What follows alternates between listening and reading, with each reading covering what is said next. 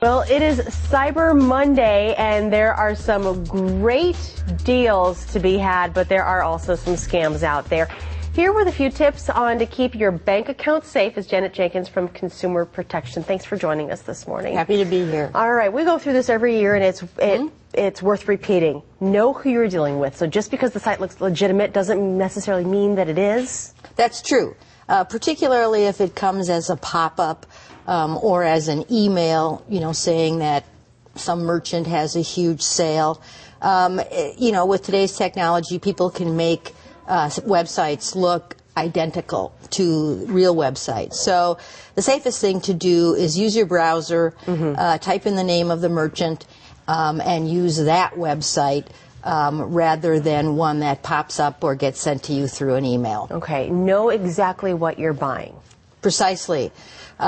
Particularly if you're buying something, say, off of Craigslist from someone, or even in stores. Make sure you determine whether it's used. For example, on Amazon, you'll see.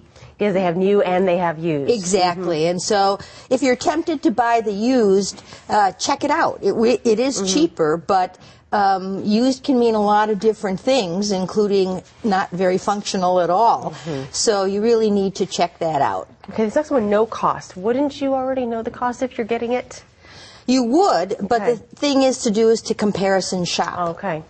Look at, again, use your browser to type in the item you want, and there are lots of sites where you can comparison shop to make sure that they'll find you the better deal. Exactly. Exactly. Okay. This one is huge about pay with your credit card. Yes. When you're cyber shopping, always pay with a credit card. And the reason never like a bank account or like a debit card. Precisely. And the reason for that is that with credit cards, there's protection for consumers. Usually if there's a fraudulent charge, it's limited to a maximum of $50 that you'll be out, and many credit cards, there's no liability whatsoever. But if you use your bank account or your debit card, there are no protections like that. And so someone who gets your debit card number or your bank account number can go in and clean out your account. Okay, and then also check out the terms of the deal. There's a lot of, even in storage, you'll say no refunds or no returns, final sales. Some people don't pay attention to that. That's exactly right. You always should know the merchant's refund and return policy. There's no law in Wisconsin that requires any policy. Really?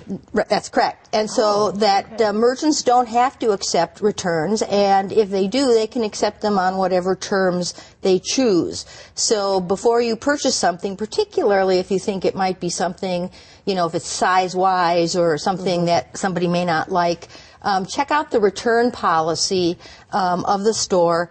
If you can get a copy of it, that's great. Many times you can't, but at least ask what the return policy is. And the last thing, print and save records. When I buy things online, I don't print out my receipt. I just write down the order number and the tracking number. Should I really be printing or saving these receipts? You really should. Okay. Because if you want to return something or you want to track it, for example, if it's being shipped and you want to know where it is, it's getting close to Christmas, save them. If you don't want to print them out and use up trees, just save them.